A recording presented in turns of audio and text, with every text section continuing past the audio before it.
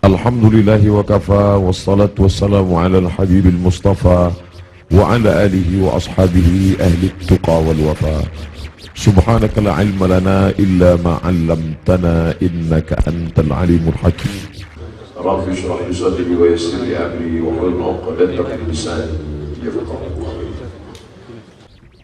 Yang sama-sama kita hormati Bapak Kapolres, Bapak Dandim atau yang mewakili para alim ulama, hadirin hadirat, muslimin muslimat, jamaah fardu subuh, bil khusus ustazuna, ustadz kita al-mukarram, Ustadz Muzammil Hasbullah yang sudah membimbing, memimpin, membacakan ayat Al-Quran. Allah saja yang dapat membalasnya.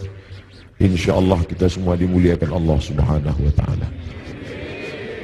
Man sallat subha fi jama'atin, siapa yang salat subuh berjamaah, faka'annama sallal laila kullah, mendapatkan pahala seperti salat sepanjang malam.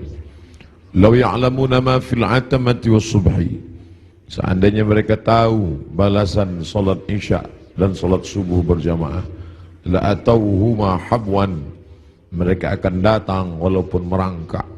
Yang lumpuh, yang sakit kaki akan datang walaupun merangkak.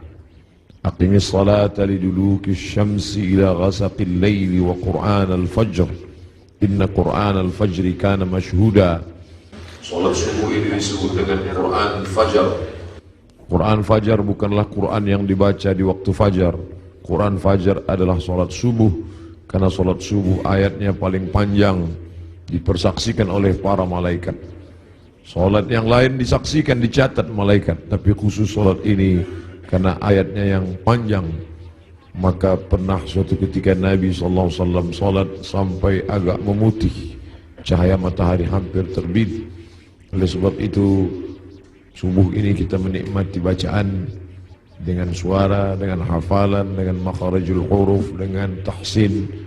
Maka kita menikmati salat ini sehingga orang-orang yang sudah terbiasa dengan salat berjamaah seakan-akan dia tidak salat kalau tidak berjamaah.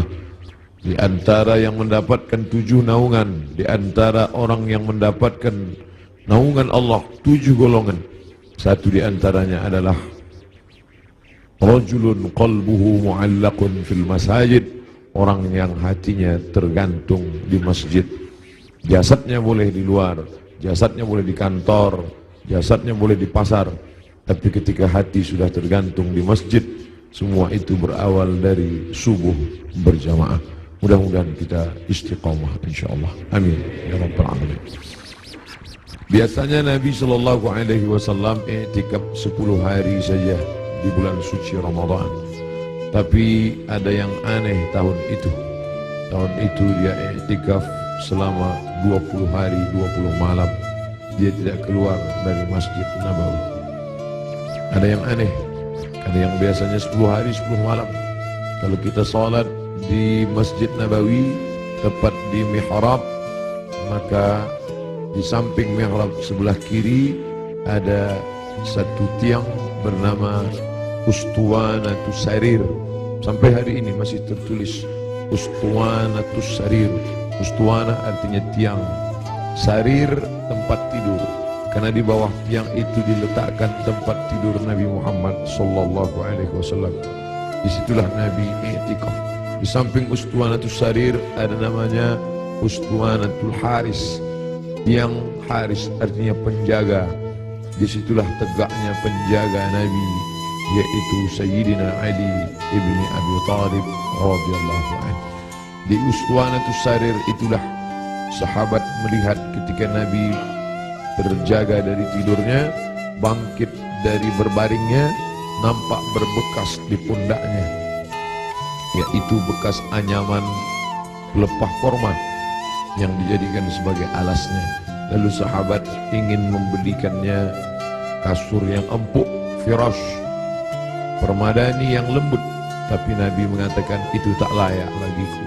Biarlah aku berada di atas anyaman pelepah korma ini saja, berbekas di pundak kulit yang lembut. Betapa malunya kita yang melekatkan tubuh ini di atas kain yang lembut. Di bawah kain lembut itu ada kasur yang tebal. Di bawah kasur yang tebal itu ada lagi alas yang tinggi.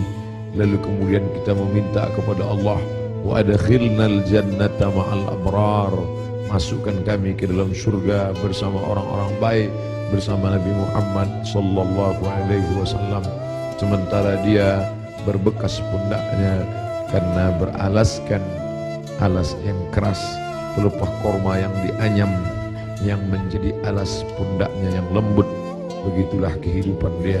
20 hari 20 malam dia beriktikaf, tidak keluar sama sekali dari Masjid Nabawi. Ma baina baiti wa mimbari, antara rumahku dan mimbarku raudhatun min riyadil jannah, salah satu dari taman-taman surga. Selesai bulan Ramadan, masuk bulan Syawal. Selesai bulan Syawal, masuk Zulqa'dah. Selesai Zulqa'dah, masuk Zulhijjah.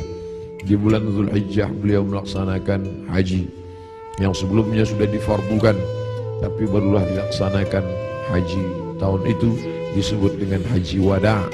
Wada, selamat tinggal, karena memang setelah itu Nabi meninggal dunia. Maka pada haji wada itu dia pergi ke tanah suci Makkah Al-Mukarramah. Ada yang unik, ada yang aneh. Biasanya beliau berkurban kambing, dia potong 1 ekor untuk keluarganya. Hadza li Muhammad, wa untuk keluarga Muhammad. Kemudian dia potong lagi, hadza li ummati Muhammad, ini aku potong untuk umat Muhammad sallallahu alaihi wasallam. Tapi pada saat tahun itu di Mina, beliau tidak menyembelih 2 ekor, tapi beliau menyembelih dengan tangannya sendiri 63 ekor unta. Tepat pada angka 63 dia berhenti dan dilanjutkan oleh Sayyidina Ali sebanyak 37 ekor. Maka lengkaplah 100 ekor. Tidak ada satupun sahabat yang terpikir ada signal, ada tanda sesuatu tentang mengapa berhenti di angka 63 setelah meninggal dunia 2 bulan sesudah itu. Karena saat itu bulan Zulhijjah, Muharram, Safar, Rabiul Awal, 2 bulan lebih setelah itu barulah semuanya faham mengapa berhenti pada angka 63. Ternyata Nabi tidak ingin satupun tahun hidupnya itu kosong daripada berkurban. Tahun pertama dia potong, tahun kedua sampai 63. Lalu kemudian setelah itu barulah dilanjutkan pemotongan onta itu oleh Sayyidina Ali karramallahu wajhah radhiyallahu anhu. Apa makna di balik itu? Bahwa Nabi tidak ingin ada 1 tahun pun kosong dari kurban. Nabi ingin ada penyembelihan kurban di setiap umur, di setiap usia, di setiap waktu yang dilewati ada penyembelihan kurban. Lagi-lagi ada yang aneh, tidak seperti sebelumnya. Sebelumnya hanya 2 ekor kambing, tapi saat itu dia potong langsung 63, dilengkapkan 37 menjadi 100 ekor. Lalu kemudian sallallahu alaihi wasallam kembali ke kota Al-Madinah Al-Munawwarah, masuk bulan Muharram, masuk bulan Safar, masuk bulan Rabiul Awal. Lalu kemudian beberapa hari menjelang meninggal, Nabi berziarah ke makam Baqi yang ada di samping Masjid Nabawi sebelah kiri menghadap ke arah kiblat. Pulang dari Baqi, beliau merasakan sakit kepala yang amat sangat keras. Itu dia adukan kepada Sayyidatuna Aisyah Ummul Mukminin radhiyallahu anha. Beliau juga mengadukan bagaimana masih terasa sakit, sisa-sisa tertelan racun yang diberikan seorang perempuan Yahudi dulu beberapa tahun yang lalu, 3 tahun yang lalu, tepatnya di tahun ke-7 ketika orang Khaybar mengundang dia di perkampungan Yahudi Khaybar. Di Madinah ada Yahudi Bani Nadir, ada Yahudi Bani Quraidah, ada Yahudi Bani Qainuqa, ada Yahudi Khaybar. Lalu mereka mengundang Nabi ke Khaybar. Mereka tanya, makanan apa yang paling disukai Nabi? Nabi menjawab, makanan yang paling disukai Nabi adalah kaki kambing bagian depan. Lalu mereka sajikan kaki kambing bagian depan itu, karena itu makanan kesukaan Nabi. Rupanya di bagian depan kaki kambing itulah mereka tanamkan racun yang paling sangat banyak, paling berbahaya. Sahabat Nabi yang mengunyah daging kambing itu langsung meninggal di tempat. Nabi SAW sepakat semua ahli sirah bahwa Nabi memasukkan daging kambing itu ke mulutnya, tapi mereka ikhtilaf tentang menelan. Maka segera Jibril alaihissalam memberitahu bahwa ada racun. Nabi memuntahkannya keluar, tapi ada beberapa tetes air liur masuk ke dalam. Kenapa itu terjadi? Bukankah Allah menjaganya? Bukankah malaikat mendapatkan wahyu, mendapatkan ilham, mendapatkan pesan untuk menjaga Nabi? Kenapa bisa terjadi? Hikmah di balik itu menurut ahli sirah, Allah ingin menyempurnakan nikmat kepada Nabi Muhammad sallallahu alaihi wasallam, bukan hanya sebagai nikmat penutup para nabi dan rasul, tapi juga nikmat sebagai mati sebagai seorang syahid. Dia sudah cukup penutup nabi dan rasul, tapi Allah lengkap, tak ingin hanya sebagai penutup nabi rasul, dia juga meninggal sebagai seorang syahid karena meninggal akibat racun yang tertelan di Khaybar. Aku masih merasakan sisa-sisa racun itu, wahai Aisyah. Lalu kemudian Nabi SAW sempat mengalami kehilangan kesadaran. Lalu sahabat mengambilkan air yang disimpan di dalam khirbah kulit kambing yang dijahit, sampai tidak keluar air dari kulit kambing itu karena ketat jahitannya. Lalu kemudian disiramkan ke wajah Nabi Muhammad SAW. Ketika air itu disiramkan ke wajah Nabi, Nabi pun tersadar. Dan saat Nabi tersadar, apa yang dia inginkan? Biasanya orang kalau sudah pingsan, dia inginkan makanan, dia inginkan kenikmatan, dia inginkan sesuatu. Tapi Nabi SAW menginginkan solat berjamaah, dibawa ke Masjid Nabawi. Tapi saat itu keadaannya lemah, kakinya terseret, dia dipapah oleh sahabat Nabi, oleh Sayyidina Ali radhiyallahu an bersama Fadl ibnu Abbas. Satu di sebelah kiri, satu di sebelah kanan. Mereka memegang tangan Nabi, kedua tangan Nabi di pundak Ali dan Fadl. Kedua ini adalah saudara, seperti saudara kandung. Nabi anak tunggal sendirian, dia tidak punya saudara kandung, tapi ayahnya punya saudara kandung. Ayah Nabi bernama Abdullah, Abdullah punya saudara bernama Abbas, Abbas punya anak laki-laki, itulah dia Fadl bin Abbas. Abdullah punya saudara kandung bernama Abu Talib, Abu Talib punya anak laki-laki bernama Ali. Ayah mereka adik-beradik kandung, Abdullah, Abbas, Abu Talib. Abu Talib punya anak Ali, Abdullah punya anak Muhammad, Abbas punya anak Fadl. Ketiga anak laki-laki ini bersaudara kandung, satu nasab dengan datuk mereka Abdul Muttalib. Abdul Muttalib anak Hashim, Hashim anak Abdi Manaf, Abdi Manaf anak Qusay, keturunan Kilab Lu'ay Fihir, cucu cicit daripada Ismail, anak kandung Ibrahim alaihissalam. Maka pada saat itu saudara yang seperti kandung ini memapah Nabi, membawa ke Masjid Nabawi. Nabi tetap tidak meninggalkan salat berjamaah. Sampai pada akhirnya beliau tidak lagi sanggup mampu untuk membimbing salat berjamaah, maka beliau minta Sayyidina Abu Bakr As-Siddiq radhiyallahu an untuk membimbing salat berjamaah. Itulah muncul ijtihad sahabat, mengapa yang menjadi khalifah setelah Nabi itu Abu Bakar, kenapa bukan Umar? Karena ada signal seperti semacam pemberitahuan secara rahasia bahwa setelah Nabi meninggal, kepemimpinan akan jatuh pada Abu Bakar Siddiq. Karena imamah ada dua, imamatun sughra, imam kecil, imam salat, imamatun kubra, imam besar, pemimpin negeri. Kalau sudah imam kecil, pemimpin salat, menunjukkan tanda itu juga menjadi imam besar, imam pemimpin negeri. Maka ketika Abu Bakar Siddiq yang diminta sebagai pengganti imam saat Nabi sakit, seolah-olah seperti signal pertanda Nabi memberikan ridha, nanti setelah meninggal Abu Bakar Siddiqlah yang akan memimpin kepemimpinan politik. Maka berbaiatlah sahabat setelah Nabi SAW meninggal.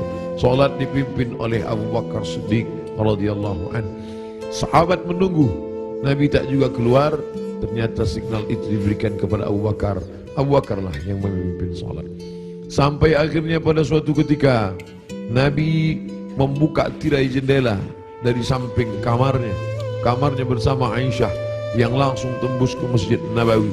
Sahabat sudah tegak berdiri. Sahabat menunggu bahwa akan dipimpin oleh Nabi, tapi mereka faham Nabi tidak dapat berjalan. Nabi tetap berada di kamarnya.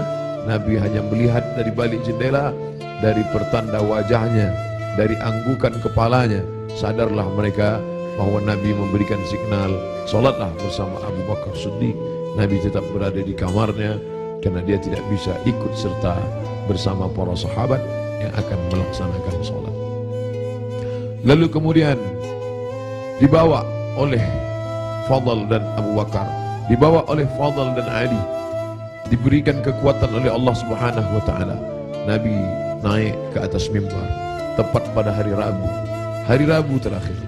Kamis, Jumat, Sabtu, Ahad, Senin, 5 hari menjelang meninggal. Nabi naik ke atas mimbar. Sampai di atas mimbar, apa kata Nabi sallallahu alaihi wasallam? Man kuntu jalattu lahu dhahran. Siapa yang pundaknya pernah aku cambuk. Saat aku mencambuk onta, lalu ujung cambuk itu terkena pundaknya karena dia berada di balik onta, di balik kuda, di balik keledai, di balik bukit. Terkena ujung cambuk itu. Lalu dia merasa sakit hati, tapi dia tidak mau menuntut karena dia segan, karena aku seorang nabi. Man kuntu jalattu lahu dhahran. Siapa yang pundaknya pernah aku cambuk, hadza dhahri, ini pundakku, ini pundak Muhammad. Falyastaqit minhu, silakan balas. Sahabat semua terdiam. Sahabat tahu masa-masa perpisahan itu pasti akan datang. Nabi minta maaf. Siapa yang kulitnya pernah aku sakiti, ini pundakku, silakan balas. Semua sahabat terdiam. Man kuntu syatamtu lahu irdan. Siapa yang pernah cakapku kasar, menyinggung perasaannya. Man kuntu syatamtu lahu irdan. Siapa yang pernah aku caci maki, andai datang keluar kata-kata kasar dari lidahku, lalu kemudian hatinya tersinggung, hadza irdi, ini harga diri Muhammad. Falyastaqit minhu, silakan balas. Semua sahabat terdiam. Tak ada sahabat yang ingin membalas. Mereka mengikhlaskan semua. Andai pernah tercambuk pundak mereka, ya Rasulullah, jangankan pundak, nyawa kami berikan untuk kau. Saat gigimu patah, saat pelipismu berdarah, sahabat menghunuskan pedang di tengah pasukan berkobar pada perang Uhud. Mereka masuk, dijamin pasti 99,9% akan mati. Mereka memberikan nyawanya untuk Nabi Muhammad sallallahu alaihi wasallam.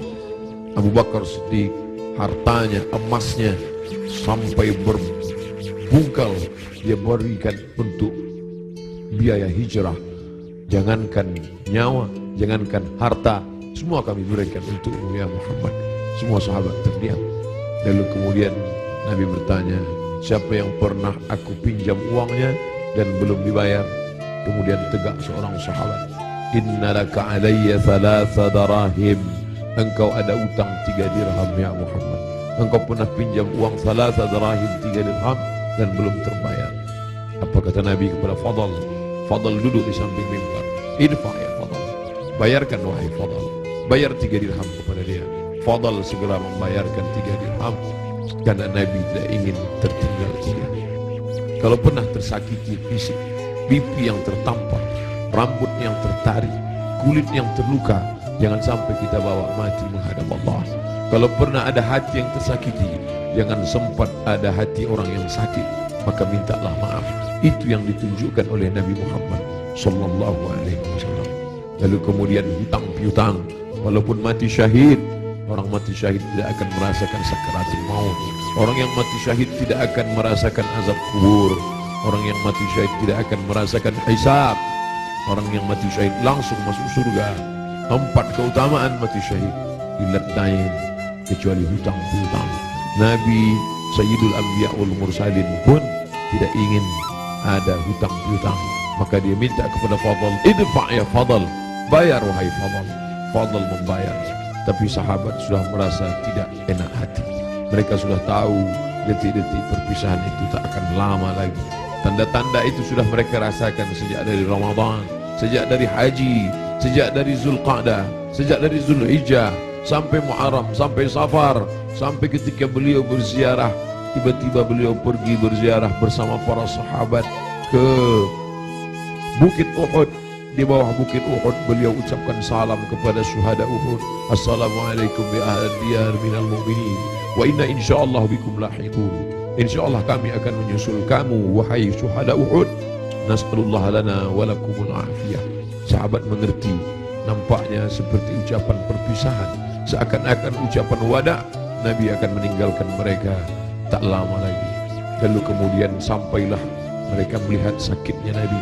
Akhirnya dia terbaring dan dia memilih kamar bersama Aisyah, karena kamar itulah yang paling dekat dengan mihrabnya, hanya lebih kurang 22 meter saja.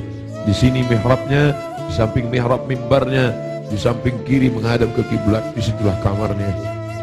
Antara jarak yang begitu dekat. Biasanya Bilal mengetuk pintu, karena Nabi salat qabliyah di kamar. Nabi tidak salat qabliyah di dalam masjid. Nabi salat qabliyah di kamar. Bilal biasanya mengetuk pintu, bertanya, sudah bolehkah iqamat wahai Rasulullah? Kalau Rasulullah mengatakan aqimis salah, iqamatlah Bilal. Barulah Bilal berani, Allahu Akbar, Allahu Akbar, asyhadu an la ilaha illallah, asyhadu anna Muhammadar Rasulullah, hayya 'alas salah, hayya 'alal falah, qad qamatis salah, qad qamatis salah, Allahu Akbar, Allahu Akbar, la ilaha illallah. Tapi hari itu tidak ada signal dari Nabi, karena Nabi berada di kamar. Dipapah pun tak juga sanggup berdiri. Sampai akhirnya datanglah Sayyidatuna Fatimah masuk ke dalam kamar Nabi sallallahu alaihi wasallam. Nabi membisikkan sesuatu ke telinga Fatimah. Fatimah tersenyum. Nabi membisikkan sesuatu ke telinga Fatimah. Fatimah bersedih. Kelihatan dari raut wajah Fatimah ada sesuatu yang tidak menyenangkan. Nabi berbisik sesuatu ke telinga Fatimah. Fatimah tersenyum. Di saat yang sama terlihat wajahnya seperti gembira mendengar sesuatu. Setelah itu berlalu, lalu Aisyah bertanya kepada Fatimah, apa yang dibisikkannya wahai Fatimah? Kata Fatimah, tak lama lagi masanya.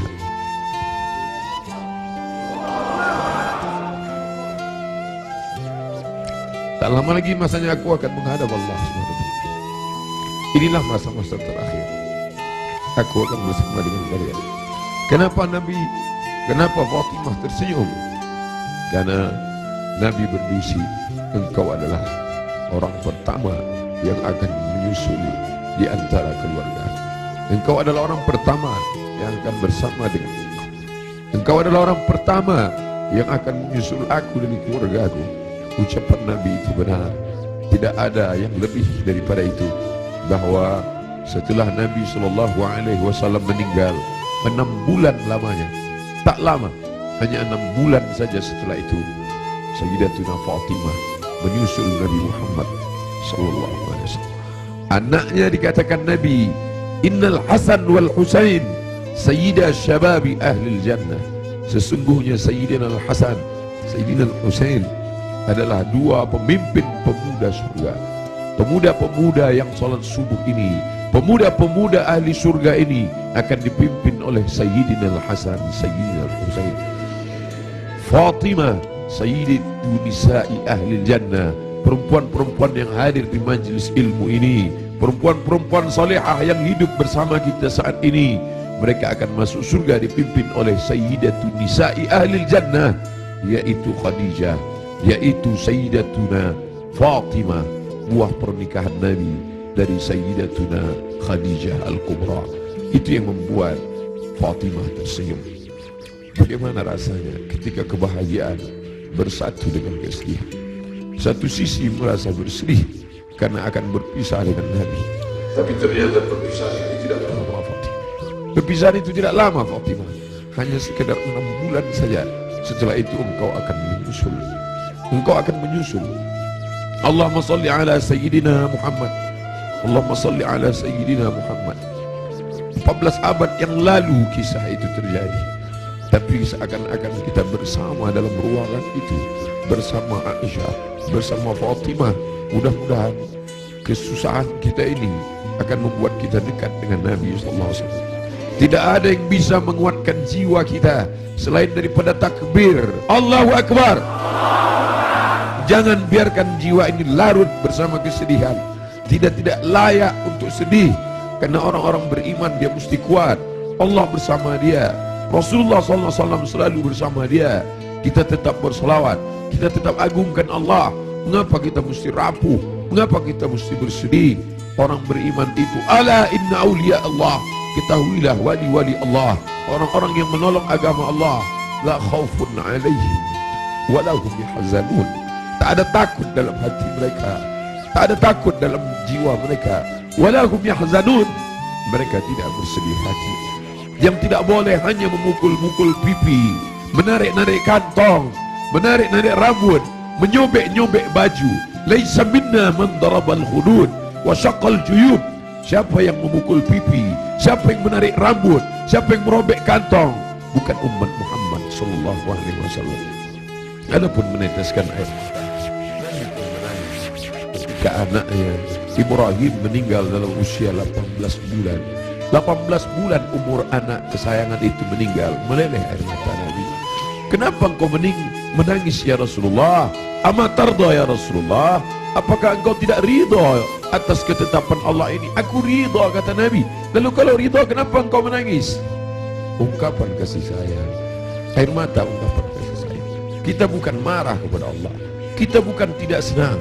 Ini bukan niyahah, ini bukan ratapan, ini bukan majelis ratapan. Ratapan adalah sumpah serapah. Mengapa anakku yang meninggal? Mengapa menantuku yang meninggal? Mengapa suamiku yang meninggal? Kita tidak meratap. Majelis ratapan dicela, dimurkai oleh Allah dan Rasulullah. Kita tidak meratap. Ini air mata kesedihan, ini air mata kasih sayang. Selama mulut tidak menyumpah serapah.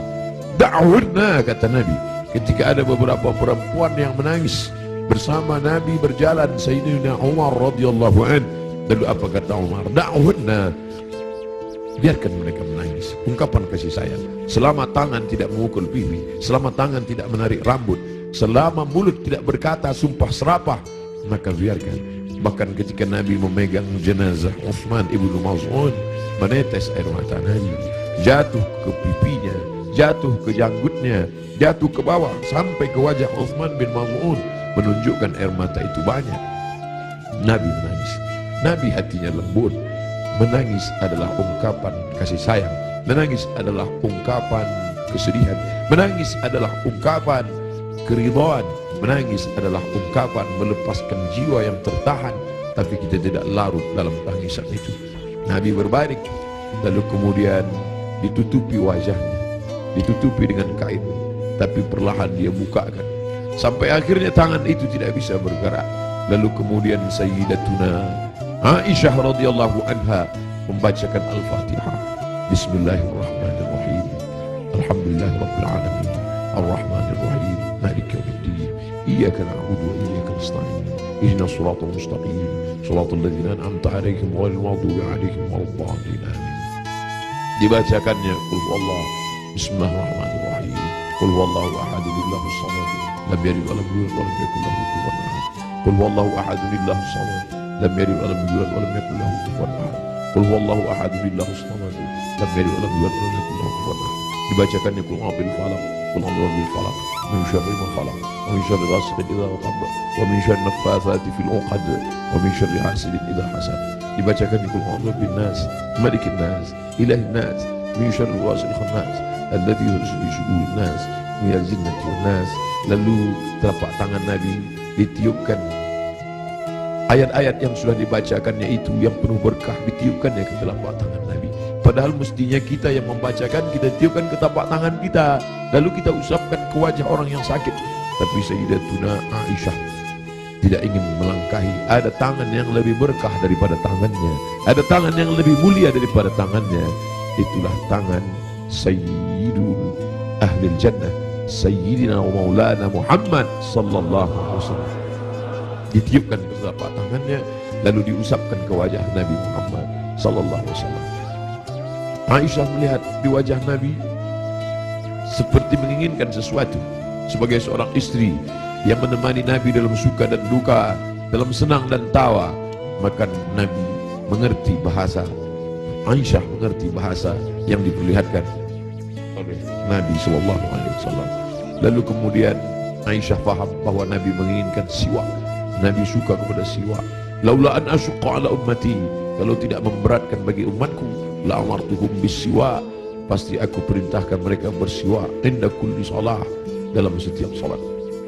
Lalu kemudian Aisyah mengambil siwak, lalu merobek ujung kulit siwak dan mengunyahkannya agar ujung siwak itu keluar serabutnya. Lalu kemudian diberikan, diletakkan ke bibir Nabi SAW. Air liur terakhir yang bersatu dengan mulut Nabi SAW adalah air liur yang digigitkan oleh Sayyidatuna Aisyah ke ujung siwak, lalu diberikan. Tampak senyum di wajah Nabi SAW. Makin lemah. Hari Senin, saat yang amat sangat menyedihkan, Nabi makin lemah. Nabi berkata, apa kata Nabi SAW? As-salah, as-salah, as-salah, as-salah, salat, wa ma malakat aimanukum, dan budak hamba sahaya. As-salah, simbol tentang hubungan hablim minallah. Jangan pernah putus, jangan pernah putus salat, jangan tinggalkan salat, jangan tinggalkan masjid. Pesan Nabi itu, kita tidak hanya sekedar larut meneteskan air mata, tapi juga kita menjalankan sunnah Rasulullah SAW. Beginilah ramainya umat Muhammad SAW.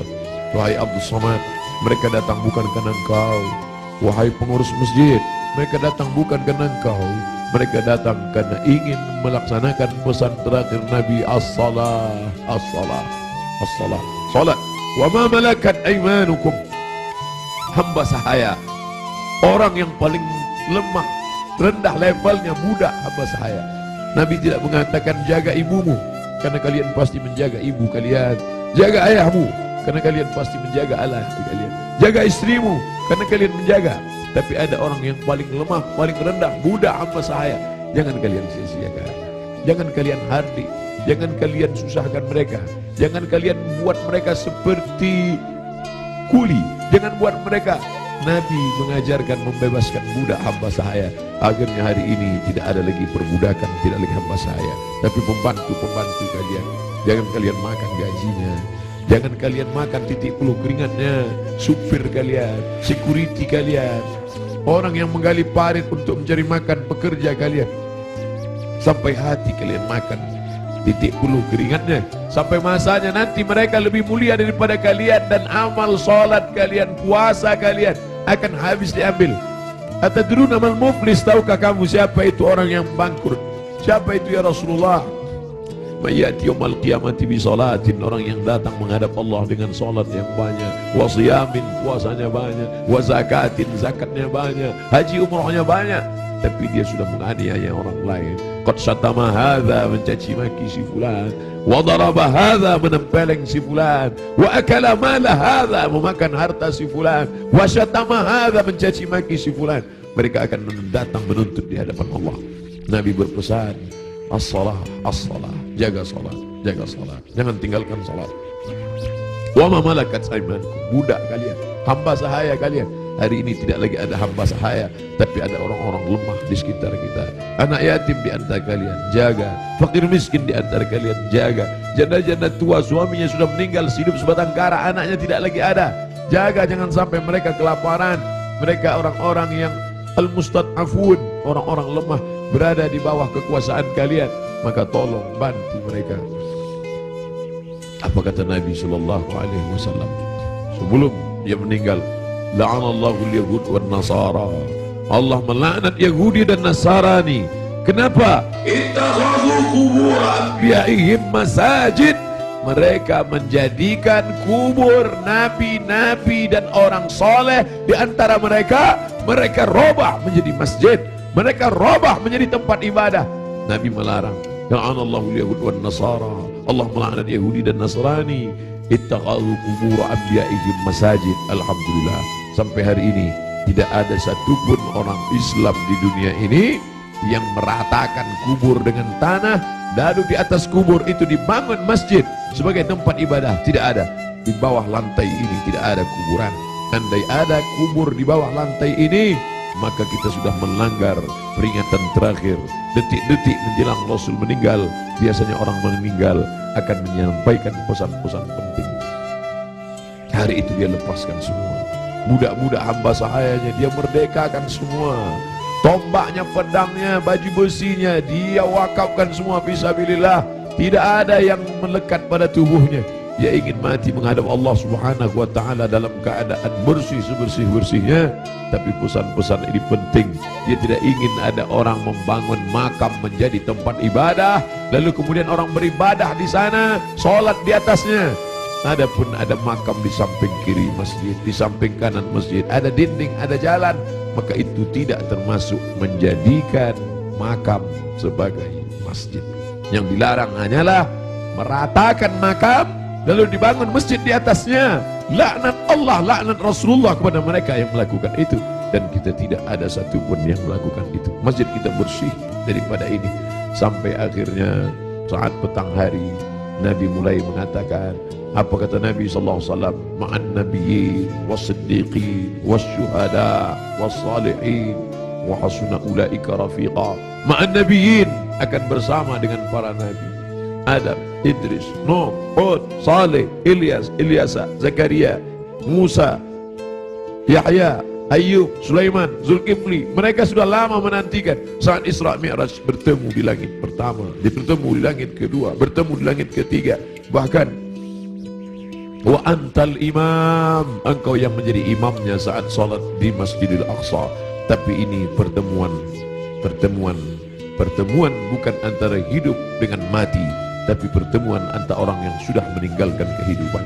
Ma'an nabiyyin, akan bersama dengan para nabi. Was-siddiqin, akan bersama dengan para siddiqin, orang-orang yang benar. Was-syuhada, akan bersama dengan orang yang mati syahid. Was-salihin, akan bersama dengan orang-orang yang soleh. Wa hasuna ulaika rafiqa, mereka itulah sebaik-baik teman. Kalian sahabat-sahabat, kalian adalah orang-orang baik, tapi aku akan bertemu dengan orang yang lebih baik. Siapa dia? Para nabi, was-siddiqin, was-syuhada, was-salihin. Puncaknya kalimat panjang itu tak lagi keluar dari mulut Nabi, tapi mengatakan Allahumma birrafiqil a'la, akan bersama dengan Allah yang maha tinggi. Tidak ada lagi. Tadi bersama sahabat, bersama istri, bersama anak, bersama Sayyidatuna Fatimah, bersama Sayyidatuna Aisyah, tapi hari ini sudah lebih tinggi lagi, bersama para nabi, bersama siddiqin, bersama syuhada, bersama salihin. Tapi setelah itu hanya tinggal satu, Allahumma birrafiqil a'la, bersama Allah Subhanahu wa ta'ala. Nampak perlahan roh itu keluar dari jasad Nabi SAW di kamar yang agung dan mulia, di tempat yang mulia. Antara kamar itu dan mimbar, ma baina baiti wa mimbari raudhatun min riyadil jannah. Meninggallah Nabi Muhammad SAW. Inna lillahi wa inna ilaihi raji'un. Sampai berita itu kepada sahabat, ada sahabat yang tak tahan, maka tersedak sampai ke kerongkongan. Tapi berita itu sampai kepada Sayyidina Umar bin Khattab. Umar orang yang amat sangat hebat. Sebelum Umar masuk Islam, tidak ada orang yang berani membaca Al-Quran dengan suara keras. Semuanya bersembunyi. Tapi begitu Umar masuk Islam, orang berani. Begitu juga respon kepada Umar. Begitu sampai berita kepada Umar, wahai Umar, Nabi Muhammad SAW sudah meninggal, wahai Umar. Umar mencabut pedangnya. Man qala inna Muhammadan qad mata. Siapa yang mengatakan Muhammad mati, akan aku pancung kepalanya, kata Umar. Siapa yang berani mengatakan Muhammad mati, akan aku pancung kepalanya, kata Umar. Saat itu datang Abu Bakar Siddiq. Datang Abu Bakar Siddiq membacakan ayat, wa ma Muhammadun illa rasul. Wa ma Muhammadun illa rasul. Muhammad bukan Tuhan. Muhammad hanyalah seorang rasul. Qad khalat min qablihi rusul.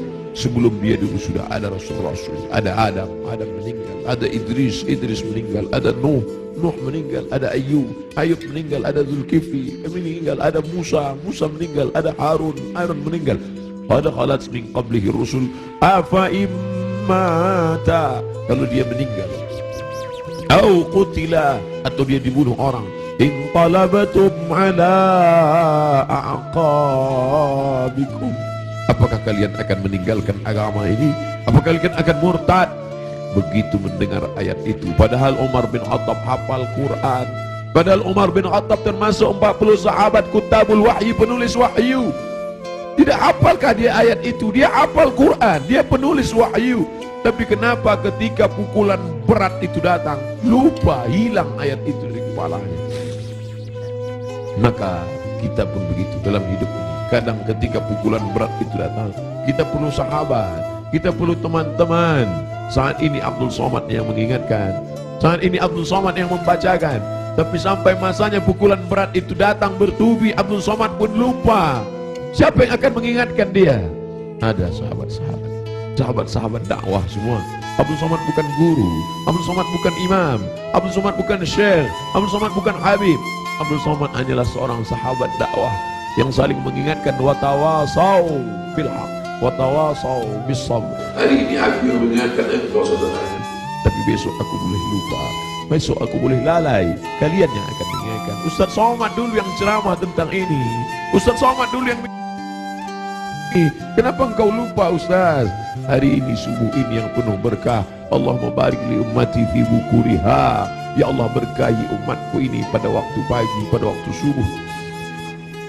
Lalu kemudian berita itu sampai kepada Umar. Umar tak dapat menguasai jiwanya. Ternyata cinta mengalahkan ayat, ternyata cinta mengalahkan semuanya. Tapi ada orang tua yang santun membuat pedang itu terjatuh. Bagaimana dengan sahabat yang lain? Bilal tidak sanggup tinggal di kota Al-Madinah Al-Munawwarah. Bagaimana mungkin dia bisa sanggup tinggal di sana? Setiap subuh dia akan mengetuk pintu itu. Dan mulai besok Selasa, kalau dia ketuk pintu itu tidak ada lagi yang keluar dari kita. Bagaimana mungkin dia sanggup tinggal di sana? Dia tinggalkan kota Madinah.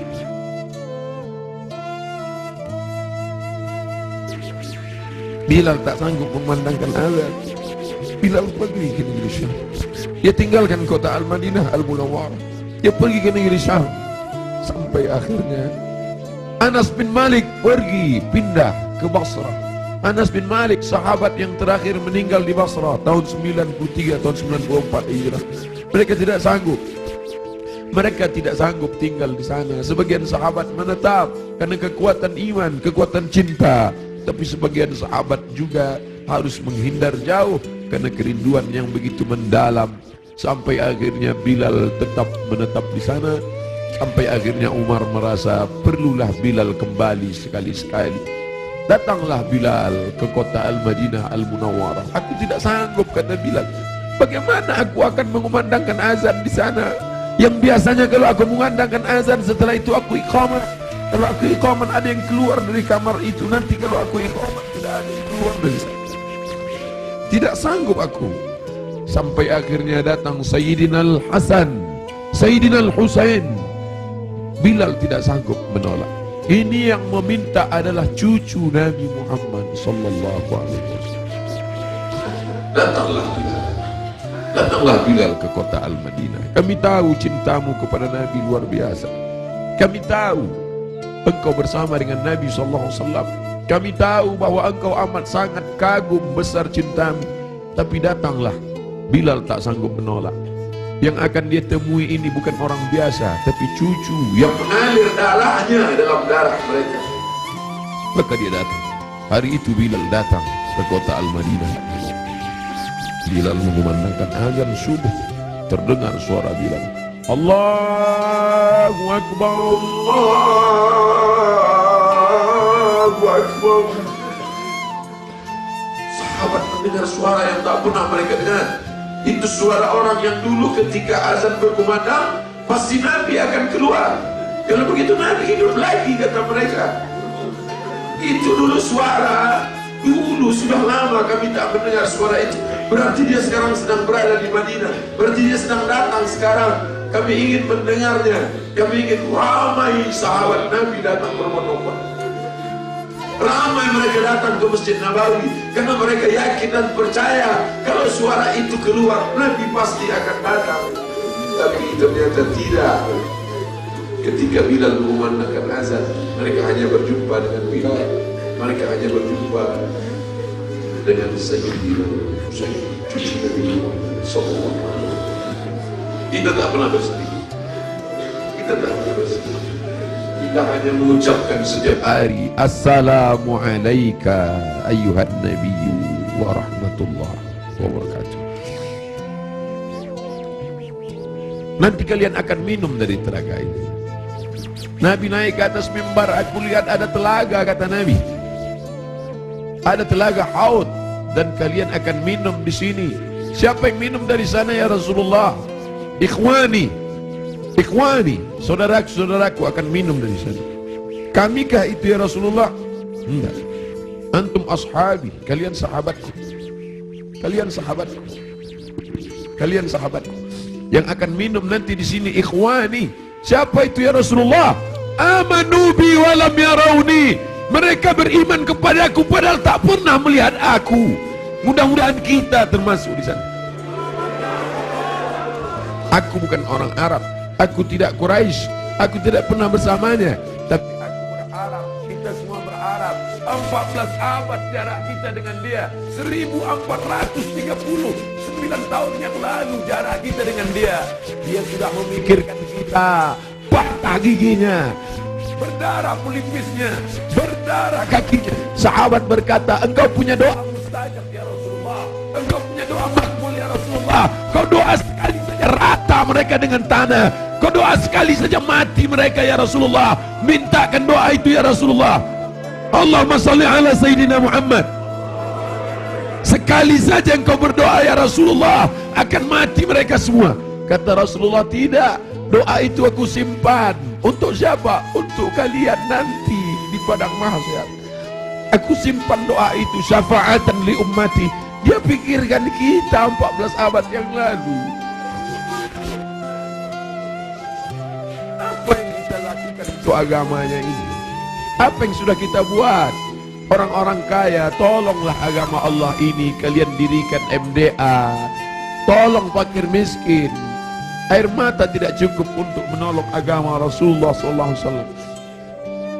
Pemimpin-pemimpin, raja-raja, sultan-sultan, kalian semua akan mati menghadap Allah. Satu-satunya syafaat hanyalah syafaat Rasulullah SAW. Sungguh ini, bapak-bapak dari kepolisian, bapak-bapak dari TNI, hadirin hadirat sekalian, kita semua insya Allah mendapat syafaat Nabi Muhammad SAW. Cinta kita mendalam. Abdul Somad, kau bukan siapa-siapa. Mereka mendengar kau bicara karena yang keluar dari mulutmu itu hanyalah sabda Rasulullah SAW. Kau hanya meminjam kemuliaannya.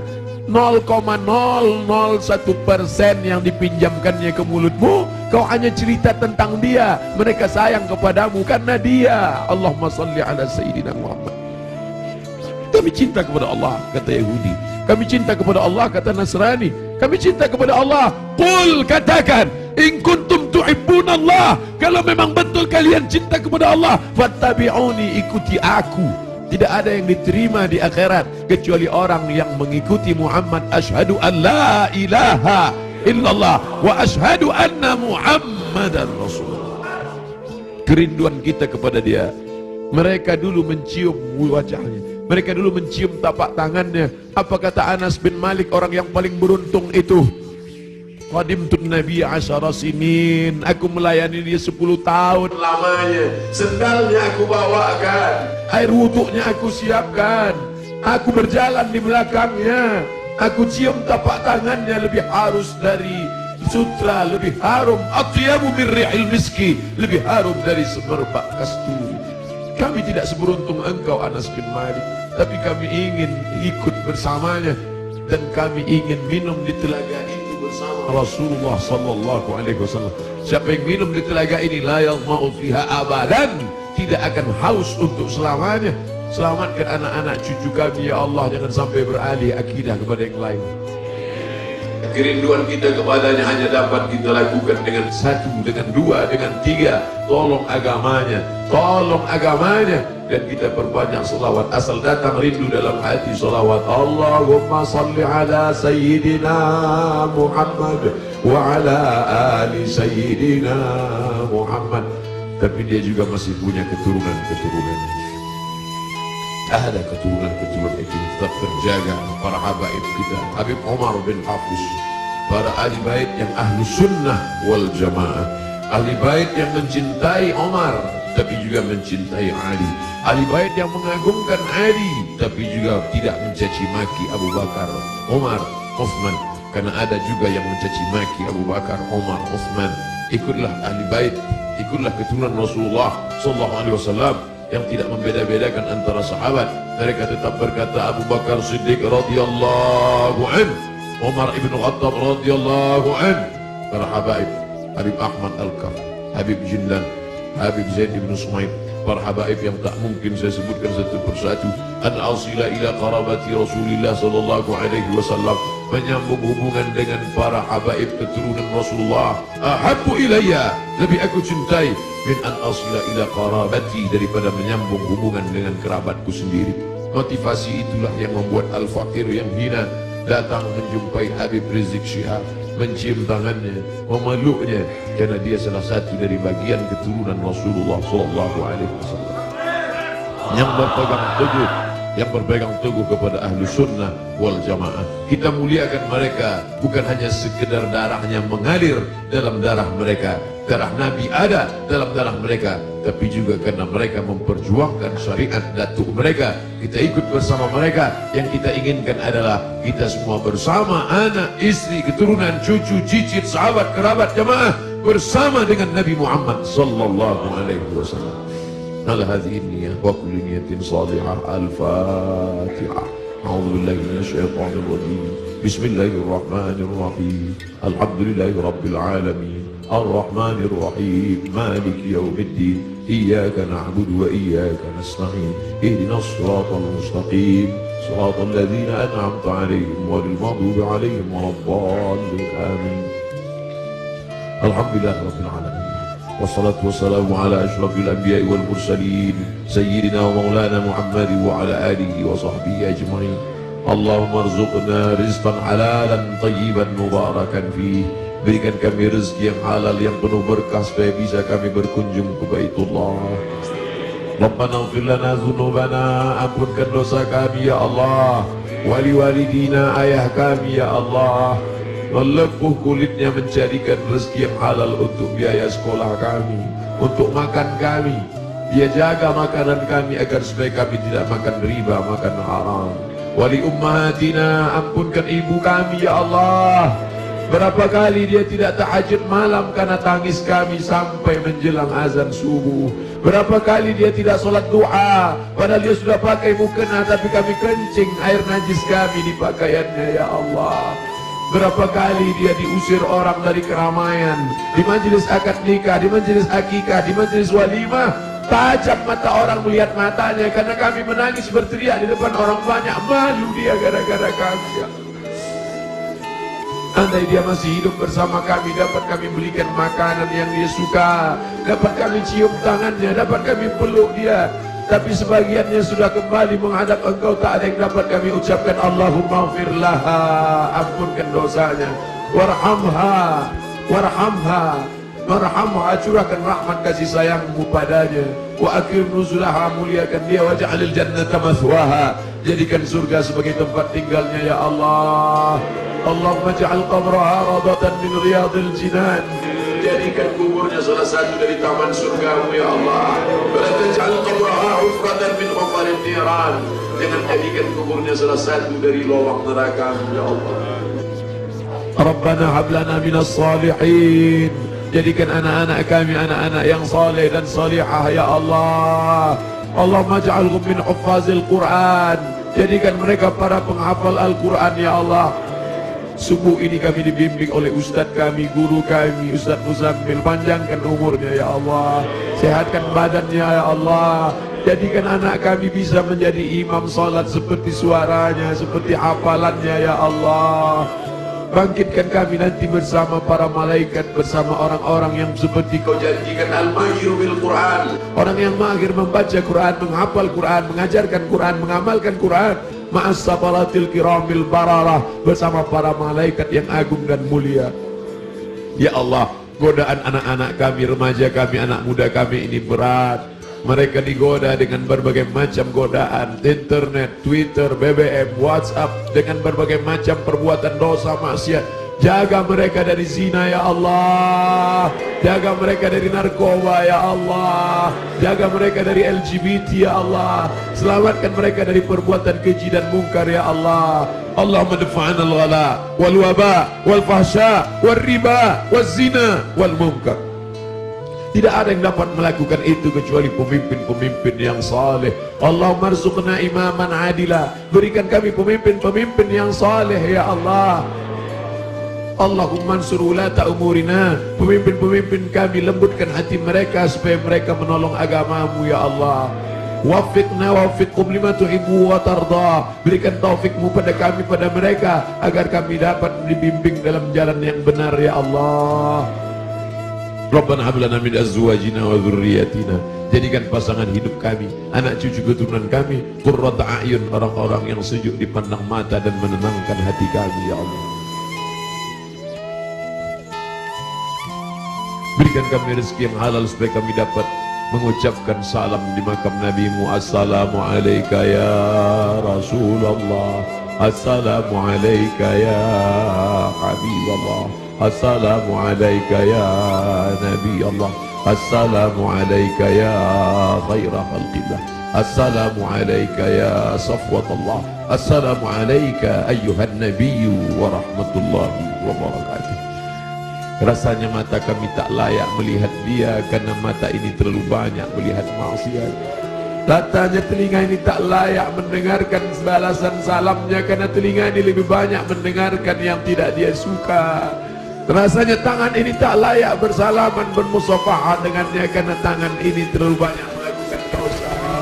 Rasanya tubuh ini tak layak memeluknya. Kami tahu tempat kami jauh dari Engkau ya Rasulullah.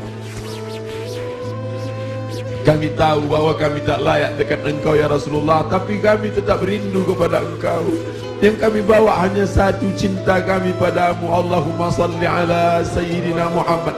Engkau janjikan lewat sabdamu bahwa orang yang paling dekat dengan Engkau, orang yang paling banyak bersalawat. Itulah yang dapat kami pegang sampai hari ini. Allahumma salli ala Sayyidina Muhammad. Kami tidak kaya. Andai kami kaya tentu dapat kami bangun masjid yang besar. Andai kami kaya dapat kami sekolahkan anak yatim. Andai kami kaya tentu kami akan dapat membangunkan rumah panti jompo karena cinta kami padamu. Tapi kami juga dalam keadaan susah ya Rasulullah. Kami hanya bisa mengucapkan Allahumma salli ala Sayyidina Muhammad. Tapi kami tahu bahwa Engkau tak akan mencia-ciakan, tak akan Kau sia-siakan cinta kami kepadamu ya Rasulullah. Ilahi lastu lil firdausi ahla. Aku tahu aku tidak layak masuk ke dalam surga-Mu ya Allah. Wala aqwa 'ala an-naril jahimi, tapi aku juga tidak kuat masuk dalam neraka-Mu ya Allah. Dzunubi mithlu a'dadir rimali, dosa-dosa kami semuanya buih di lautan, semuanya pasir di pantai. Fa innaka ghafiruz dzambil 'azim, tapi kami yakin Engkau Maha Pengampun, Engkau Maha Pemaaf. Ampunkanlah segala dosa kami ya Allah. Rabbana ighfir lana, masa muda kami yang penuh dengan maksiat dan dosa, ampunkan dosa kami ya Allah. Rabbana ighfir lana dzunubana wa li ikhwanina, saudara-saudara kami yang sudah berbuat baik pada kami, tak dapat kami membalas budi baik mereka, silap mereka, salah mereka, ampunkan dosa-dosa mereka ya Allah.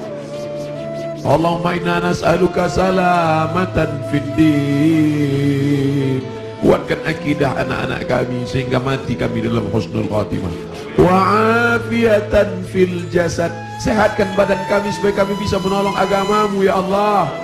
Sehatkan bapak-bapak polisi kami supaya bisa menolong agamamu ya Allah. Sehatkan bapak-bapak TNI kami supaya bisa menolong agamamu ya Allah. Sehatkan pemimpin-pemimpin bangsa ini supaya bisa menegakkan bersyariat ya Allah.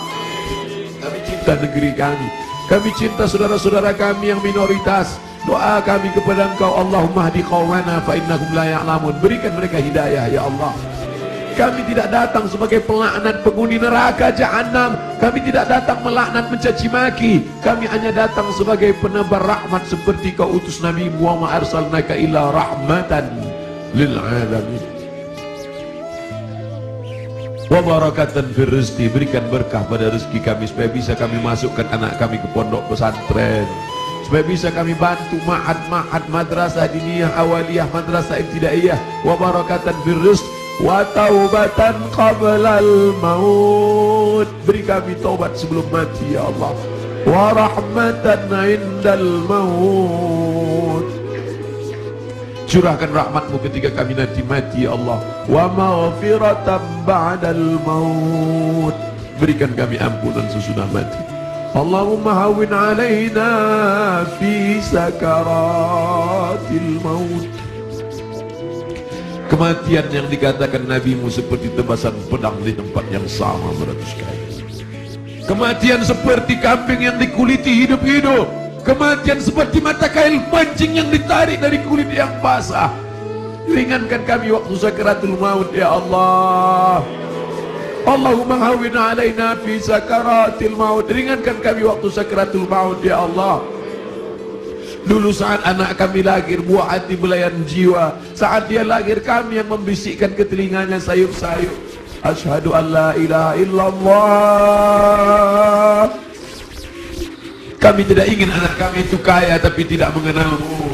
Kami tak ingin anak kami itu punya jabatan tapi tidak beriman kepadamu. Kami tak ingin anak kami itu masyhur terkenal tapi melupakanmu. Kami ingin saat kami mati sakaratul maut, anak kami lah yang berbisik ke telinga kami, la ilaha illallah. Dia yang kami besarkan dengan titik peluh keringat dan air mata. Kami ingin anak kami itulah yang nanti berkirim doa, Rabbil firli wali walidayya warhamhuma kama rabbayana saghira.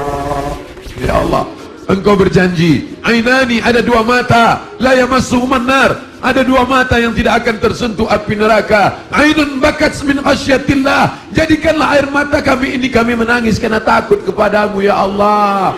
Jadikanlah air mata subuh ini bukan ratapan, bukan niyahah. Air mata ini air mata yang menangis karena kami takut kepadamu ya Allah. Selamatkan kami dari riya, selamatkan kami dari sum'ah, selamatkan kami dari takabbur, selamatkan kami dari sombong, selamatkan dari hasad. Wala taj'al fi qulubina ghilla, jangan jadikan di hati kami ini hasad, benci kepada saudara kami yang seiman ya Allah. Rabbana zalamna, kami sudah menzalimi diri kami.